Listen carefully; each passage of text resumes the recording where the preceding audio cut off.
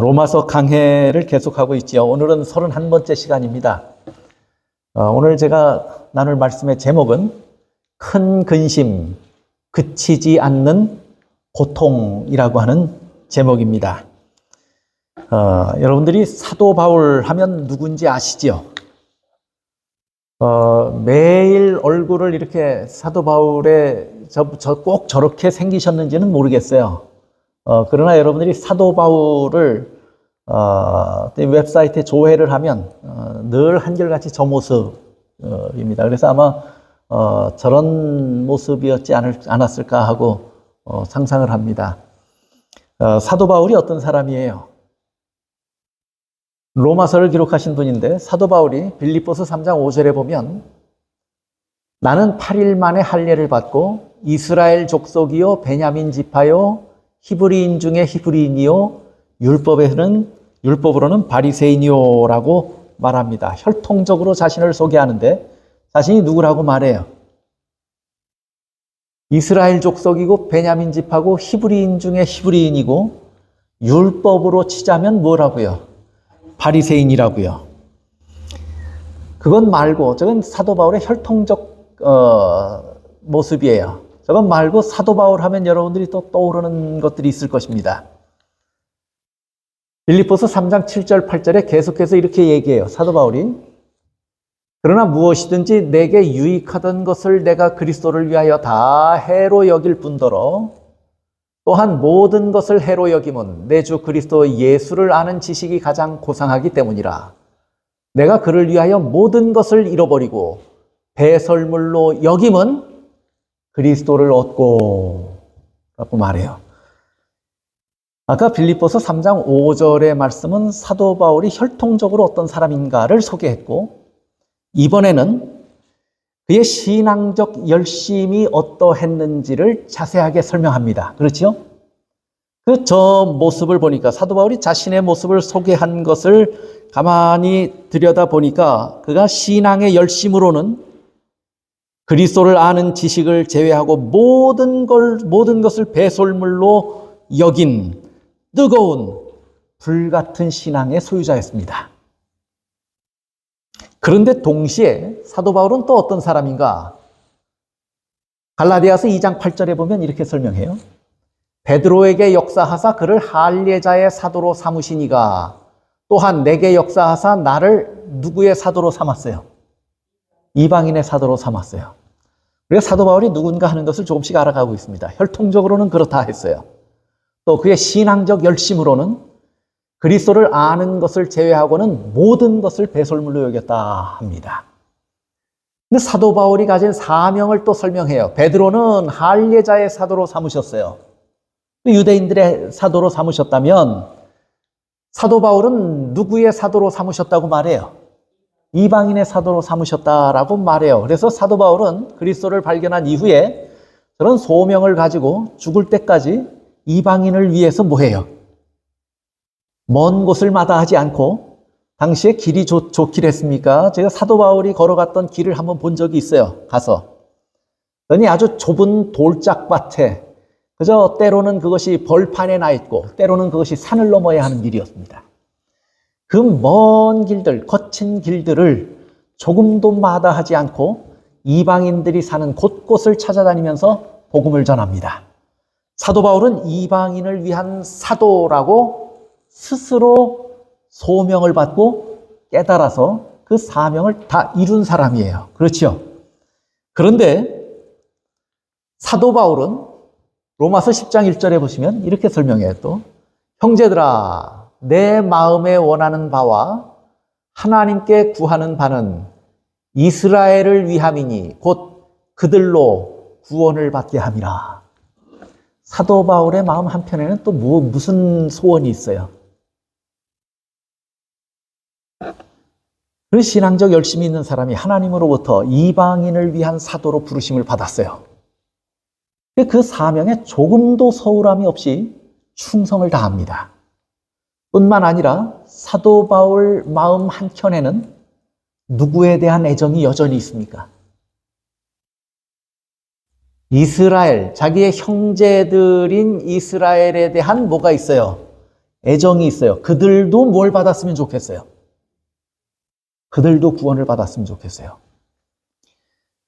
11장에 로마서 11장에 계속해서 이렇게 말해요. 11장 13절 14절 내가 이방인인 너희에게 말하노라. 내가 이방인의 사도인 만큼 내 직분을 영광스럽게 여기노니 이는 혹 내 골육을 아무쪼록 시기하게 하여 그들 중에서 얼마를 구원하려 함이라. 사도 바울 마음 안에 자기 동족에 대한 사랑이 있는 것이 보이죠.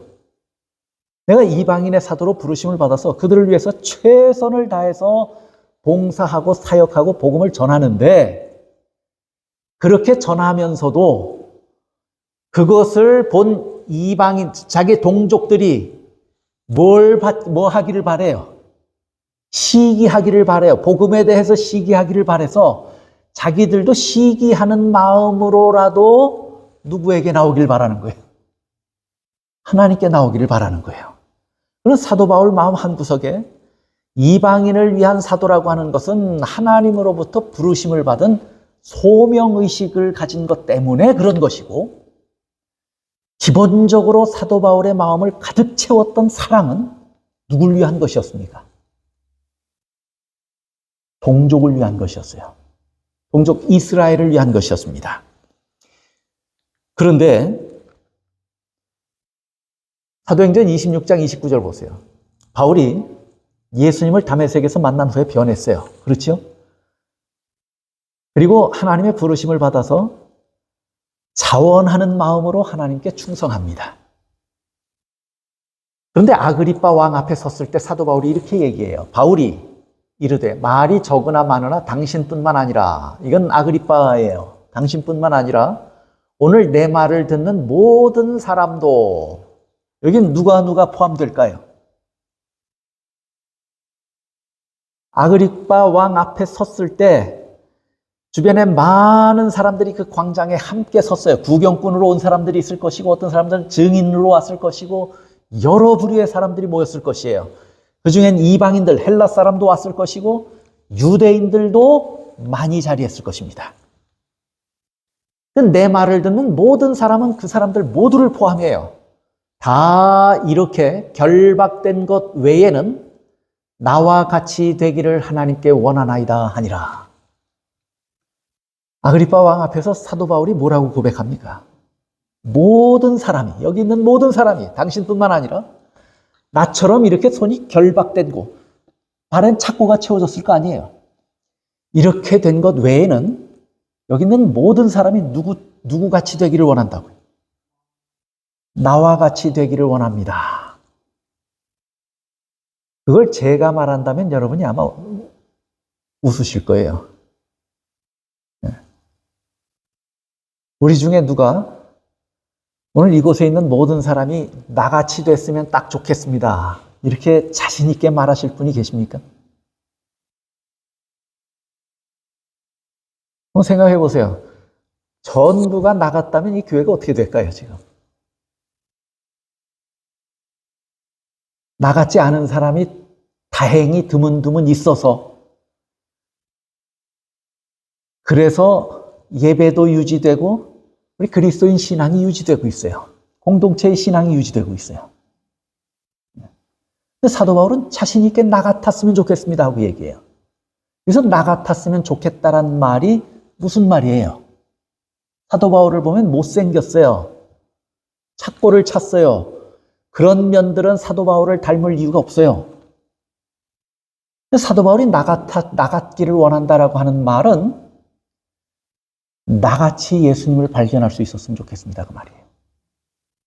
여기 있는 모든 사람들이 내가 만난, 내가 발견한 예수님을 저들 모두가 발견했으면 좋겠습니다. 내가 예수님을 만나고 나서 예수님을 사랑하는 마음이 내 마음에 가득한데, 그 마음이 벅찰 정도로 가득한데 여기 있는 모든 사람이 예수님을 나같이 사랑했으면 좋겠습니다, 이렇게 얘기하는 거예요. 나는 예수님을 발견하고 난 후에 내 목숨을 버리고 세상에 그렇게 소중하다고 여겼던 모든 것들을 배설물로 여길 만큼 다 버리고 하나님께 충성하고 있는데 여기 있는 모든 사람들이 나처럼 하나님께 충성하며 살았으면 좋겠습니다. 그 말이에요. 나같이 그렇게 했으면 좋겠습니다. 이건 누굴 위한 사랑이에요. 그렇게 하면 사도 바울이 명예를 얻습니까? 권력을 얻습니까? 누굴 위한 사도 바울의 그 충정 어린 고백이에요.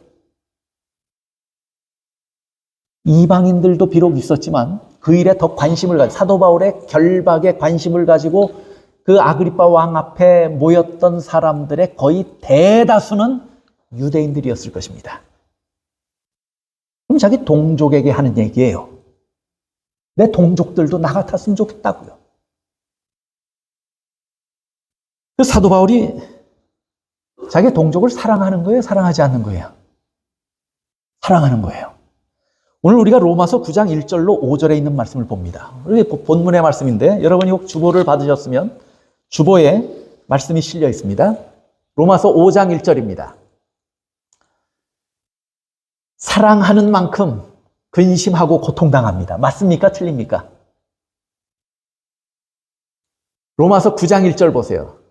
내가 그리스도 안에서 참말을 하고 거짓말을 아니하노라. 나에게 큰 근심이 있는 것과 마음에 그치지 않는 고통이 있는 것을 내 양심이 성령 안에서 나와 더불어 증언하노니 그랬어요. 사도 바울 마음 안에 뭐가 있다고요, 지금? 큰 근심이에요. 근심이 그냥 보통 이만저만의 근심이 아니고 큰 근심이에요. 그 다음에 사도 바울 마음 안에는 고통이 있어요. 근데 그 고통은 뜨문뜨문하는 고통이에요? 그치지 않는 고통이에요. 사도 바울 마음 안에는 큰 근심이 있고 그치지 않는 고통이 있다. 내 마음이 그렇다. 우리가 보통 하늘에 두고 맹세한다고 그러죠. 내가 진짜 참말일 때. 그렇지요? 근데 여기 뭐라고 말하냐면 내 양심이 성령 안에서 증언한다. 그렇게 말해요. 네. 그만큼 지금 사도 바울은 정직하게 고백합니까? 안 합니까? 정직한 사도 바울의 고백이에요. 그런데 사도 바울의 마음이 어떻다는 거예요? 큰 근심이 있고 그치지 않는 고통이 있다. 왜요? 뭐 때문에 그렇습니까? 왜 이런 고통이 있다고 말해요? 여러분, 사랑하는 대상이 어려움에 처하든지 바른 길을 가지 않으면 그 사랑의 크기만큼 근심합니까? 안 합니까? 그 사랑의 크기만큼 고통스럽습니까? 잘못된 길을 가면 내가 그 대상, 그 상대를 향한 사랑이 크면 그만큼 고통스러운 거예요. 바른 길을 가지 않으면 그 사랑에 비례해서 걱정이 많은 거예요. 옆집 아들이 잘못된 길을 가면 무슨 걱정이 있어요, 여러분이? 내 자식이 잘못된 길로 가면 걱정하는 거예요. 그만큼 걱정이 큰 거예요. 사도 바울이 큰 걱정이 있고 그치지 않는 고통이 있다고 그랬어요. 그러면 이 말은 자기의 동족 유대인들을 향해서 이 말을 했다면 자기의 동족을 향한 사랑이 얼마나 큰가 하는 것을 지금 보여주고 있는 겁니다. 그렇죠? 그런데 참 이상한 것은 내가 그렇게 사랑했으면 상대도 나를 뭐 해주면 좋아요?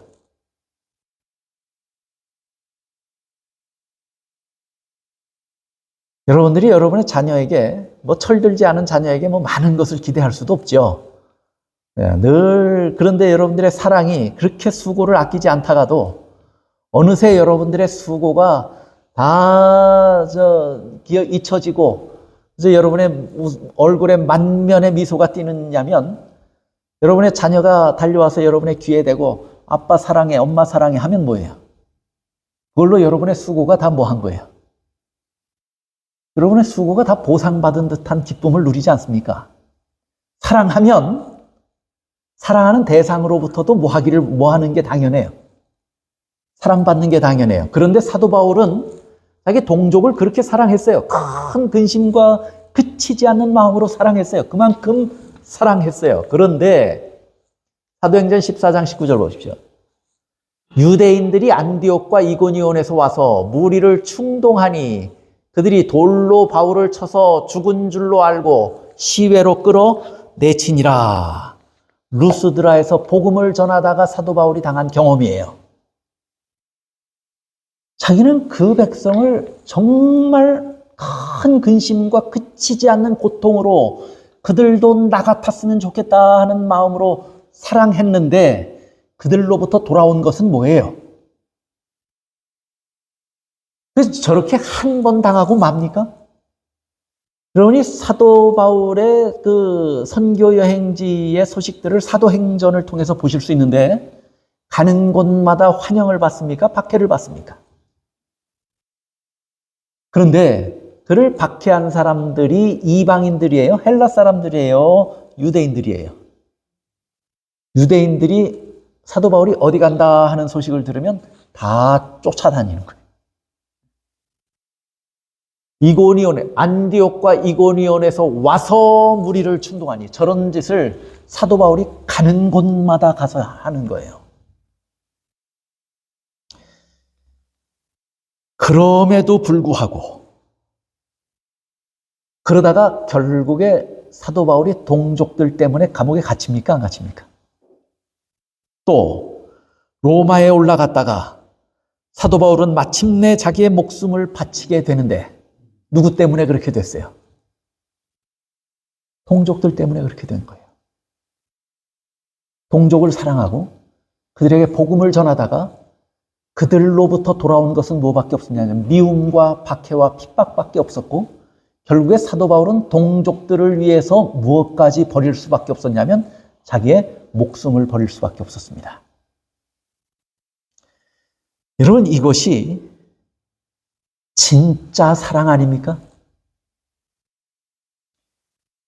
예수를 제대로 발견한 사람이 어떻게 산다고 하는 것을 보여주는 산 표본과도 같이 살아간 사람이 사도 바울입니다. 그런데 누군가, 그렇다면 저나 여러분도 누군가 예수를 정말 알기를 원하는 사람이 있으면 또 누군가 진리를 발견했으면 딱 좋겠는데 하는 사람이 있으면 그런 마음으로 먼저 뭐 해야 돼요? 여러분이 손해를 입든지 욕을 먹든지 아니면 손가락질을 당하든지 무슨 일을 겪든지 그것을 다 물리치고 뭐 해야 되냐면 그것에 우리의 그 관심과 우리의 그 생각이 몰두돼서는 안 되고 그런 일이 있다 할지라도 먼저 뭐 하라고 사도 바울은 보여주냐면 뜨겁게 사랑하라고 말하고 있는 거예요. 그런 일이 있더라도 뜨겁게 사랑하라. 사랑하되 끝까지 사랑하라고 말합니다. 이건 마치 사도 바울이 예수님을 발견하고 나서 그의 살아간 삶의 모습을 가만히 돌아보니까 꼭 누구처럼 살았어요. 사도 바울도 죄인인지라 예수님처럼 대속적 죽음을 당할 수 있는 자격은 사도 바울에게는 없어요. 근본적으로 사도 바울은 예수님과 달라요. 그러나 그럼에도 불구하고 예수님의 생애를 바라보고 예수님을 발견한 사도 바울은 누구처럼 살았습니까? 예수님처럼 똑같이 살았어요.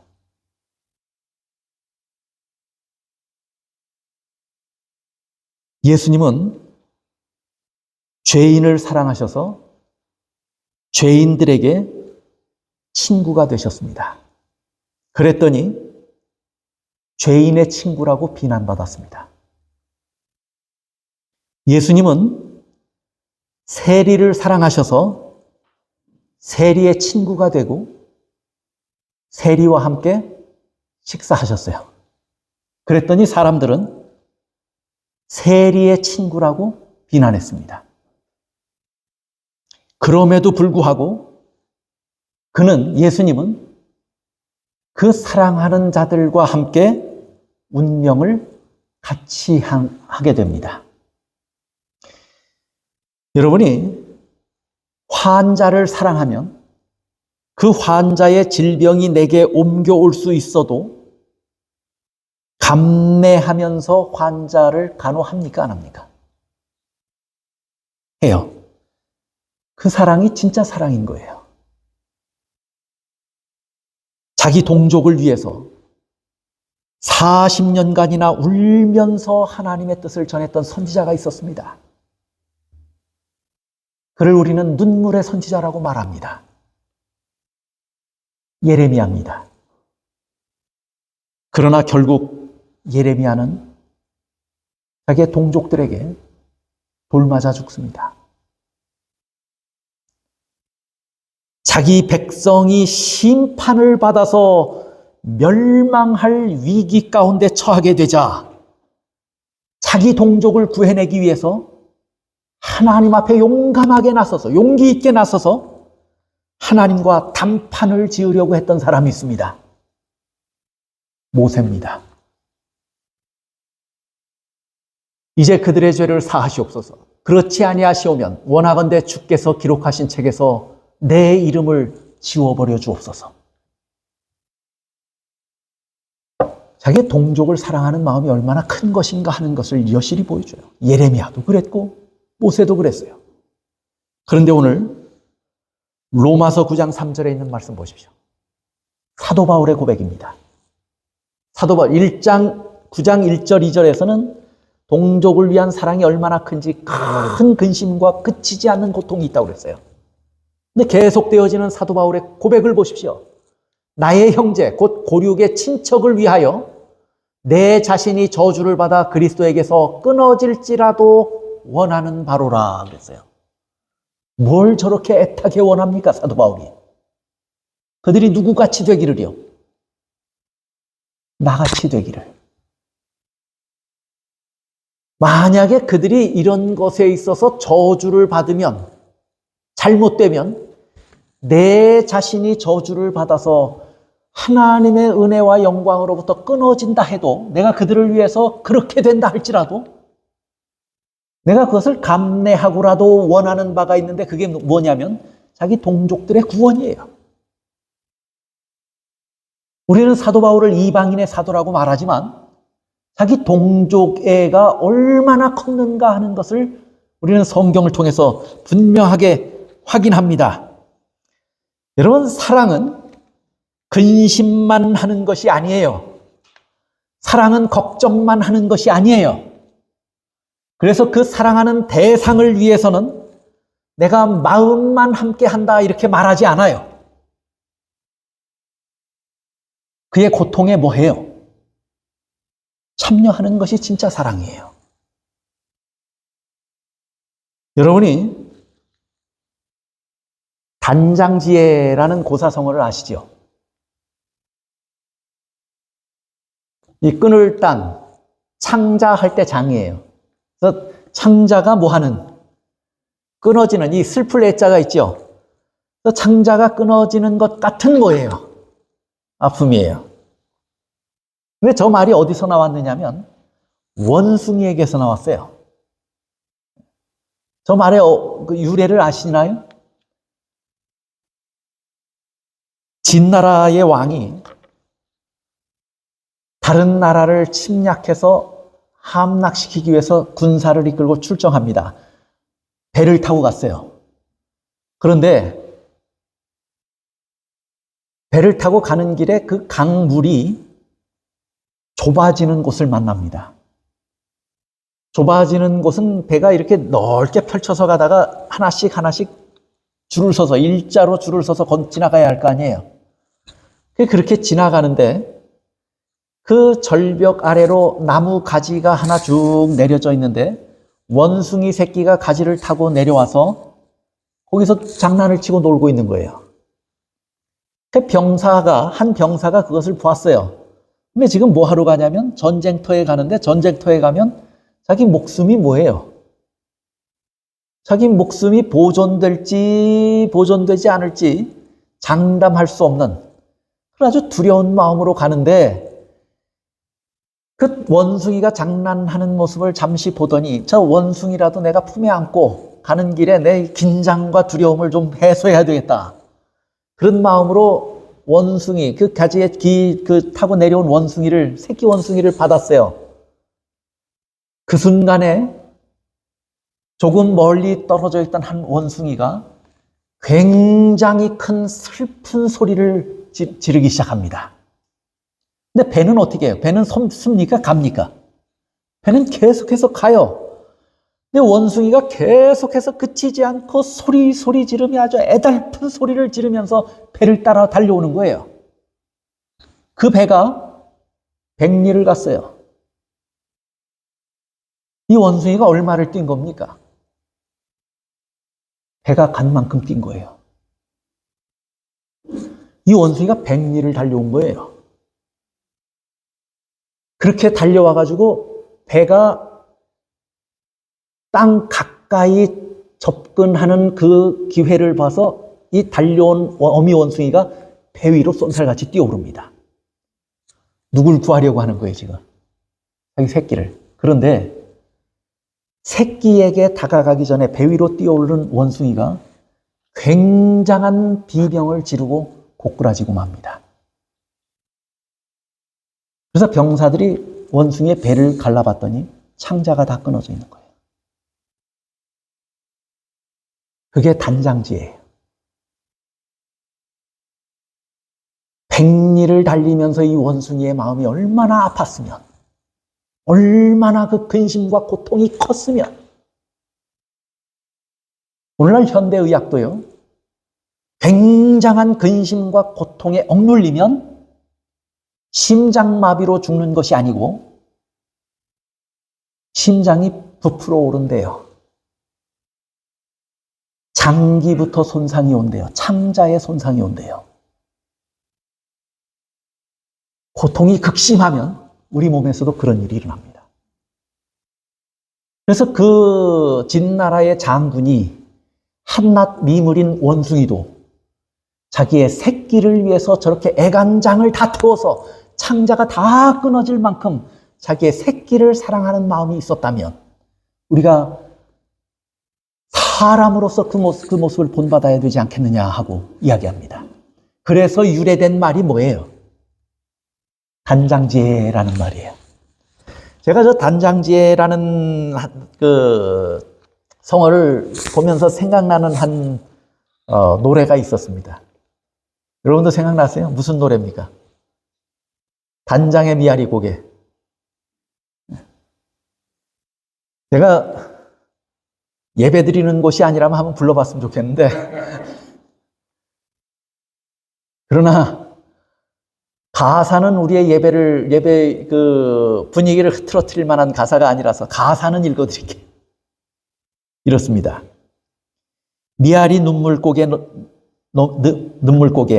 님이 넘던 이별고개 화약 연기 앞을 가려 눈 못 뜨고 헤매일 때 당신은 철사줄로 두 손 꽁꽁 묶인 채로 뒤돌아보고 또 돌아보고 맨발로 절며 끌려가신 이 고개여.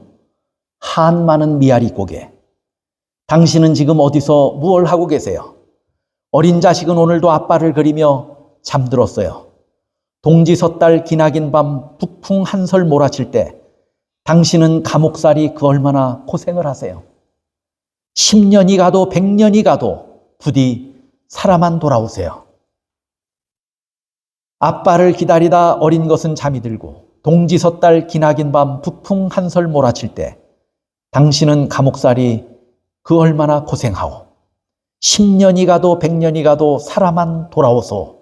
울고 넘던 그 고개여 한 많은 미아리 고개. 이 가사를 알면 그래서 술 먹고 사람들이 그 술상을 두들기며 부를 만한 그런 노래가 아니죠.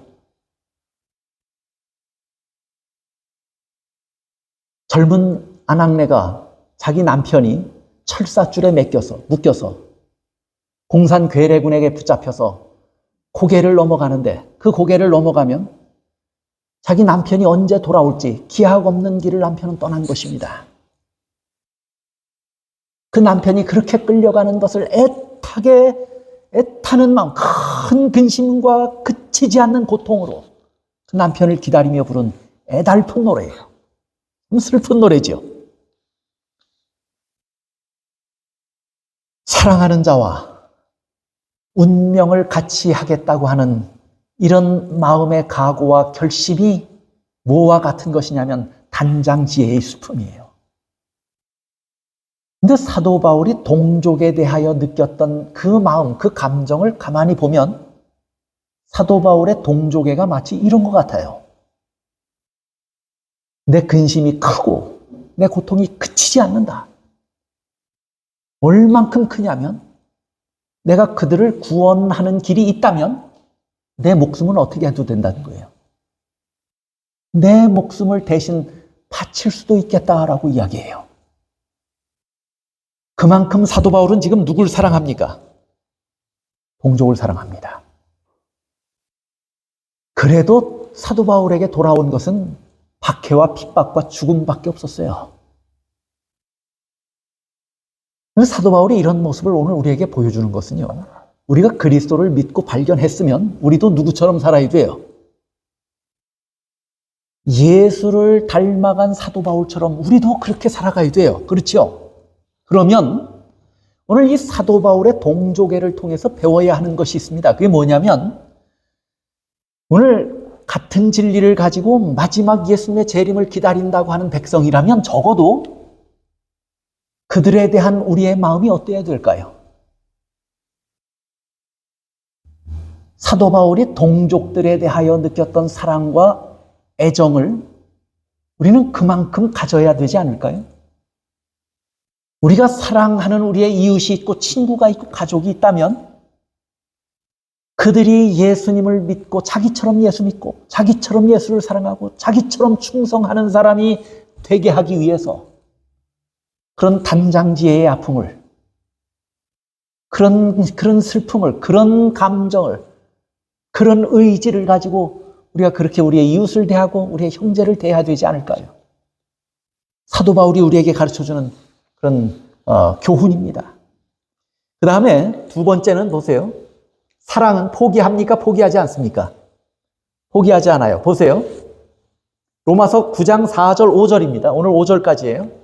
그들은 이스라엘 사람이라 그들에게는 양자됨과 영광과 언약들과 율법을 세우신 것과 예배와 약속들이 있고 조상들도 그들의 것이요 육신으로 하면 그리스도가 그들에게서 나셨으니. 여러분이 사랑이 가진 특성을 이야기하자면 누가복음 15장에서 설명하는 이야기들이 우리에게 굉장한 이해를 줍니다. 거기에 세 가지의 이야기가 나와요. 첫째, 무슨 이야기 나옵니까? 어떤 목자에게 양이 몇 마리가 있었어요. 100마리가 있었는데 그 중에 하나를 잃어버리면 99마리를 내버려 두고 잃어버린 한 마리의 양을 찾아 나선다고 합니까? 안 합니까? 하다가 포기합니까? 포기하지 않습니까? 포기하지 않고 끝까지 찾아가서 잃어버린 한 마리 양을 찾은 후에는 거기 그래서 뭐라고 이야기를 하냐면요. 잃어버린 양에 의해서 끝까지 포기하지 않고 한 마리의 양을 찾은 후에는 기뻐해요. 기뻐하면서 외칠 것이에요. 내가 잃어버린 한 마리 양을 뭐 했다고요? 찾았다고요. 이 이야기를 하면서 무슨 이야기가 거기 등장하냐면 죄인 한 사람이 돌아오면 하는 말이 꼭 각각의 이야기마다 붙습니다. 두 번째 이야기는 뭐냐면 잃어버린 은전, 드라크마의 이야기예요. 한 여인이 10개의 은전이 있었는데 그 중에 한 개를 잃어버려요. 한 개를 찾기 위해서 이만저만 수고를 합니까? 안 합니까? 모든 가구를 이리저리 옮기고 집안 곳곳을 살폈어요. 그리고 찾다가 에이, 안 보이면 말지 그렇게 안 해요. 찾다가 끝까지 찾아내요. 그리고 기뻐해요. 잔치를 배설하면 은전 하나 값이 더 들어가도 그렇게 합니까? 안 합니까? 그게 손해보는 거 아니에요? 그 이야기를 하신 후에 뭐라고 말씀하시냐면 예수님이 죄인 한 사람이 돌아오면 하고 말해요. 세 번째 이야기가 잃어버린 아들의 이야기예요. 한 아버지에게 두 아들이 있었어요. 한 아들이 집을 나갔어요. 아버지가 보여준 사랑이 뭡니까? 이 세 이야기가 그 사랑의 한 특성을 공통적으로 보여줘요. 그게 뭐예요? 포기한다는 거예요? 포기하지 않는다는 거예요? 포기하지 않는다는 거예요. 그런데 어떤 경우에 포기하지 않느냐? 같은 이야기를 세 번 반복한 것이 아니에요. 잃어버린 양의 이야기는 양은 본래 부주의합니다. 양이 잃어버려졌다면 누구의 부주의 때문에 잃어버려진 거예요? 자신의 부주의 때문에 잃어버려진 거예요. 자신의 부주의 때문에. 목자는 100마리의 양을 수시로 셀 수는 없어요. 그러나 뜨문뜨문이라도 목동은 내 양이 다 있는가 하는 것을 확인합니까? 안 합니까? 해요. 확인하는 순간 없어진 것을 찾은 거예요. 발견한 거예요. 근데 이 양은 누구의 부주의 때문에 우리를 떠나서 멀리 헤매었냐면 자기 자신의 부주의 때문에 그런 거예요. 또 잃어버린 은전은 무슨 이야기예요? 그러면 양이 자신의 부주의로 잃어버려졌다면 은전은 누군가의 부주의 때문에 잃어버려진 경우예요. 이 여인의 부주의 때문에 뭐 한 거예요? 이 은전이 뭐 발이 달렸어요? 손이 날개가 있어요? 이 여인의 부주의 때문에 잃어버려졌어요. 경우가 달라요. 그렇죠? 또 잃어버린 아들의 이야기는 뭐예요? 그러면 고의로 잃어버려진 거예요. 여러분, 우리가 살다 보면 저나 여러분도 그렇고 우리 주변에 바라보이는 사람들의 모습을 봐도 그들이 스스로 거룩한 것에, 신령한 것에, 예수를 믿는 것에, 구원의 문제에 대해서, 신앙의 문제에 대해서 주의를 기울입니까? 주의를 기울이지 않습니까? 진리가 무엇인지 관심이 있습니까? 없습니까? 누군가의 부주의 때문에 떠나갑니까? 안 떠나갑니까? 자신의 부주의 때문에 떠나갑니까? 안 떠나갑니까? 또 누군가의 부주의 때문에 떠납니까? 안 떠납니까? 떠난 사람들의 이야기를 들어보십시오. 한결같이 아무개 때문에 이렇게 얘기해요, 안 해요?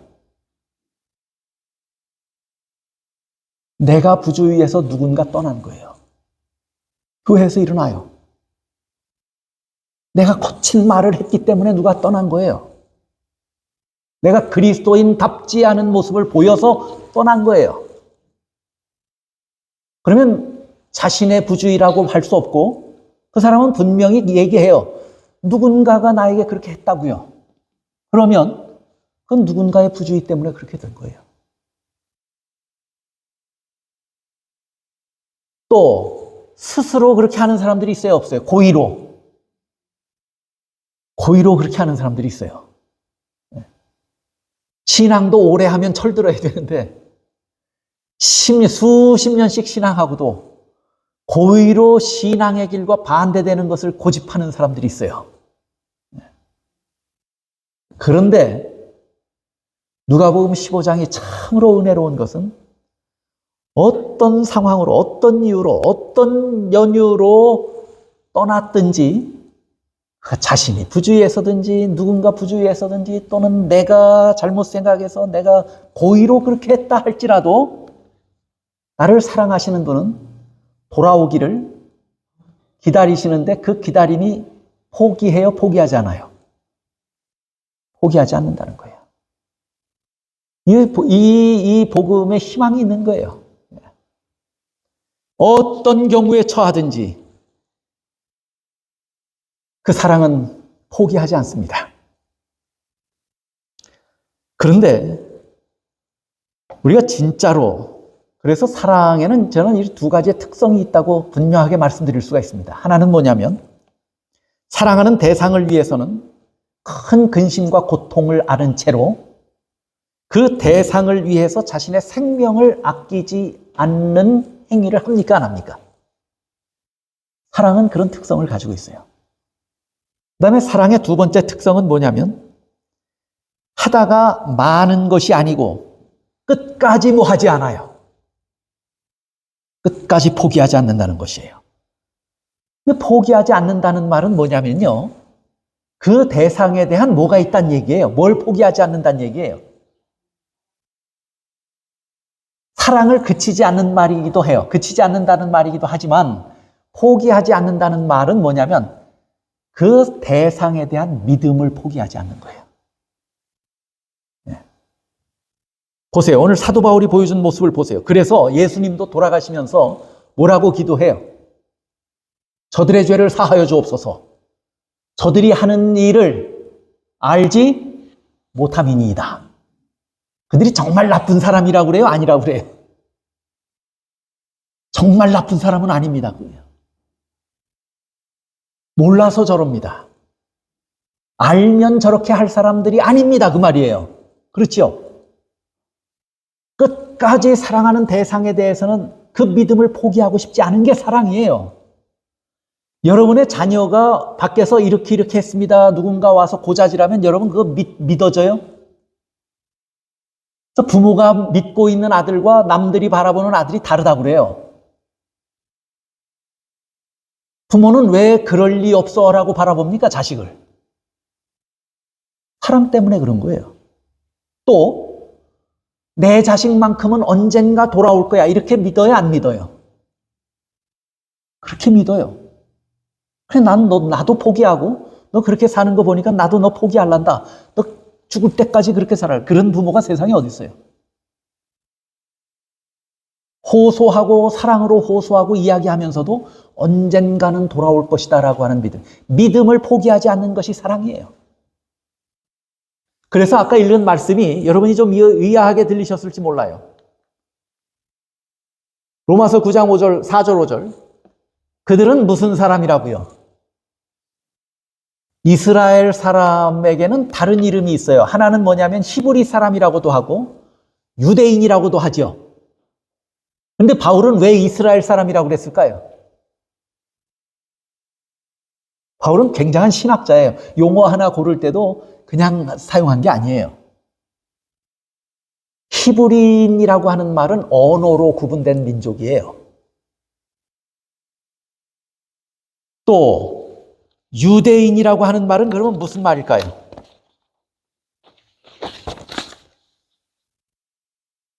유대 나라 사람이에요. 민족이에요. 인종이에요. 이스라엘이란 말은 무슨 말이에요? 약속의 백성이에요. 언제부터 이스라엘이 됐어요? 그 민족이. 하나님께서 야곱의 이름을 바꿔주면서부터 그 후손이 다 이스라엘이 된 거예요. 여러분이 갈라디아 6장 16절에 보면 참 재밌는 표현이 있습니다. 그게 뭐냐면 하나님의 이스라엘이라고 하는 표현이 나와요. 하나님의 이스라엘. 그 말이 무슨 말이냐면 진짜 내 백성이란 말이에요. 영적, 신약 성경에서 하는 얘기니까 영적인 이스라엘을 말하겠죠. 영적인 이스라엘. 영적인 이스라엘이 누구의 이스라엘이라고요? 하나님의 이스라엘. 그 말은 이스라엘이란 말은 내 백성이란 말이에요. 그런데 사도 바울이요. 유대인이 그들은 유대인이라 그들은 히브리인이라 이렇게 말 안 하고 그들은 누구라고요? 이스라엘 사람이라. 그 말이 뭐예요? 왜 그렇게 불러요, 사도 바울이? 저들은 하나님의 백성입니다, 그 말이에요. 그러니 지금 하나님께 사도 바울이 고백이에요. 저들은 하나님의 백성입니다. 그러니 왜 저 말을 하냐면 하나님의 백성이기 때문에 언젠가는 돌아올 것입니다, 그 말이에요. 저들은 진짜 하나님의 백성이니까 언젠간 돌아올 것입니다. 그 믿음과 기대를 포기하지 않은 것이 뭐예요? 그게 사랑이에요. 또 하나님께도 저렇게 항변하는 거예요.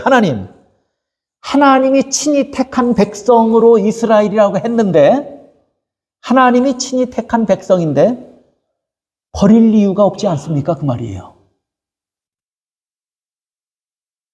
언젠가는 돌아올 것이라고 하는 믿음도 가지고 있고 하나님을 향해서는 뭐라고 지금 요청하는 거예요. 하나님이 택한 백성인데, 하나님 백성인데 버릴 이유가 어디 있습니까? 그 말이에요. 그 다음에 계속해서 보세요. 양자됨이 있다고 그랬어요. 양자됨. 저 말은 뭐냐면 저 백성이 본래 의로웠습니까? 의롭지 않았습니까? 저 백성이 바로의 손에서 건져낼 때 의로웠습니까? 의롭지 않았습니까? 의롭지 않았어요. 홍해를 건널 때 의로웠습니까? 의롭지 않았습니까? 의롭지 않았어요. 홍해를 건너서 불과 며칠 안 됐는데 시내산에 와서 뭐 했어요, 그들이? 이스라엘 백성들이 본래 의롭질 않았어요.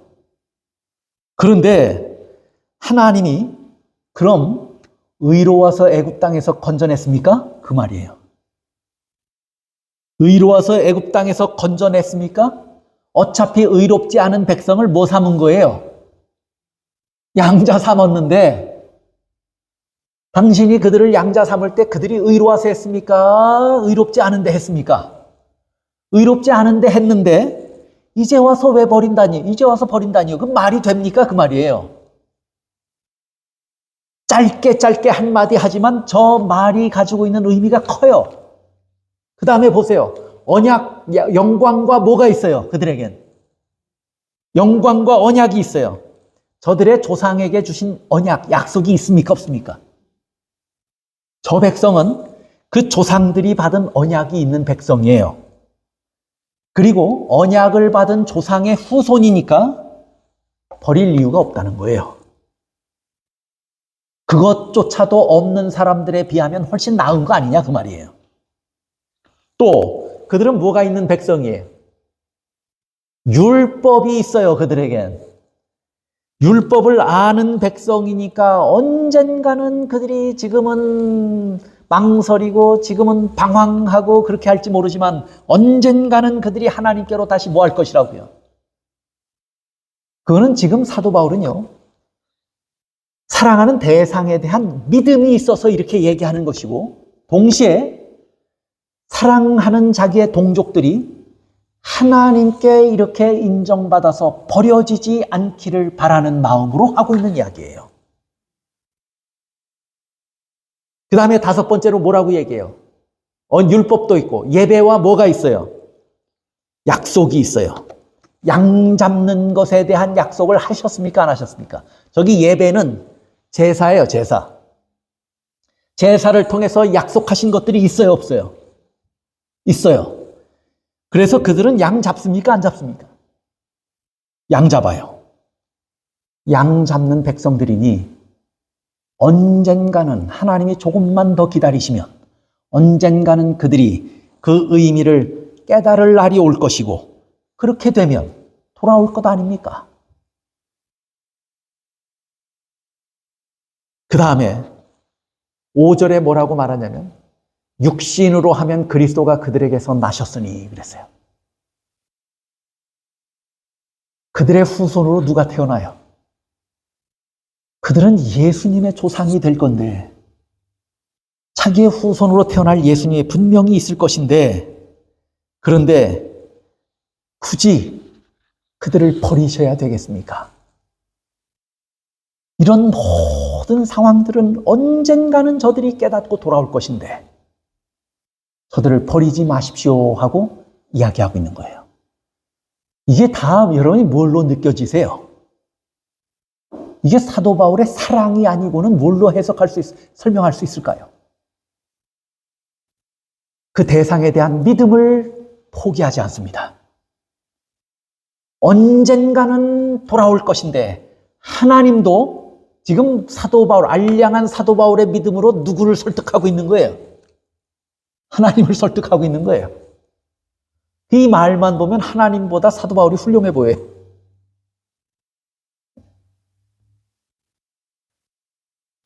옛날에 어머니는 자식을 많이 낳아 길렀습니다. 6명, 7명씩도 낳아 기른 부모들이 많았습니다. 그런데 그들 중에는 애써 키웠음에도 불구하고 불평하고 원망하는 자식들이 있었습니까? 없었습니까?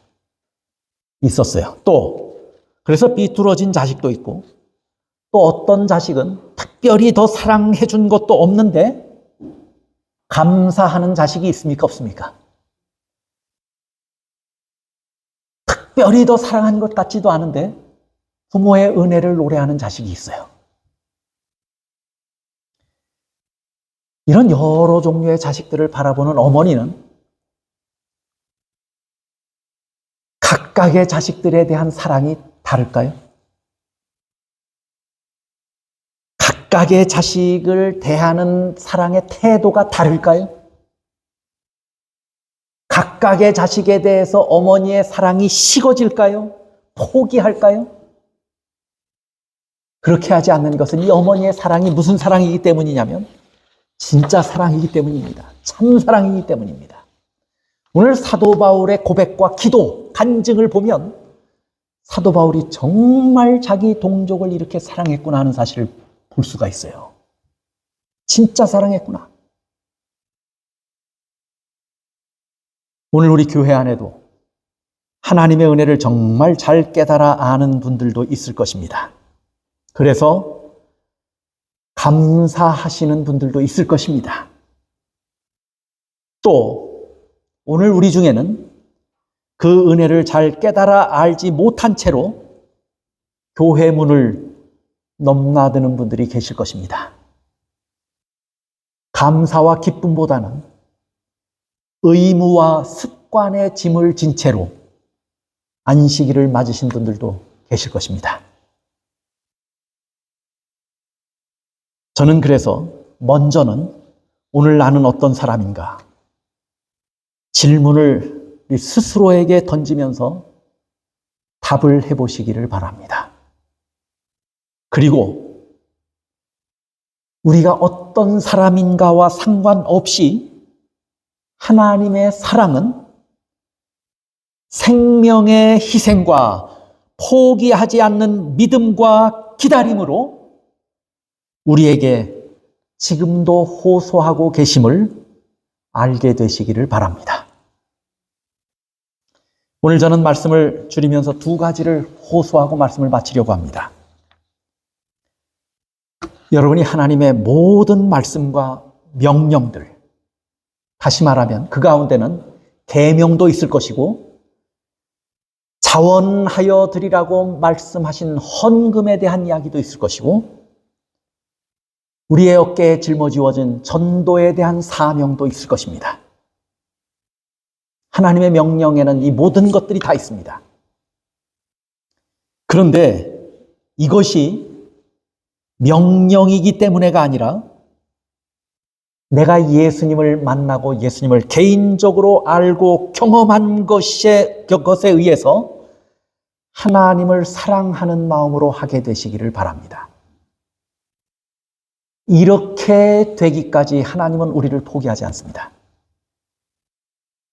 이렇게 되라고 하나님은 끝까지 우리에게 호소하십니다. 사도 바울의 이런 사랑과 충성이 오늘 우리들에게 산 표본이 되시기를 바랍니다. 두 번째는 교회 안에는 다양한 사람들이 있습니다. 바울이 보았던, 바울이 근심하고 고통했던 그런 사람들이 우리 안에 분명히 있습니다. 그렇다면 오늘 우리도 바울처럼 바울과 같은 심정으로 그런 사람들을 바라봐야 합니다. 성숙하지 못한 신앙인들을 볼 수 있습니다. 알면서도 따르지 못하는 연약함을 가진 자들이 얼마든지 있습니다.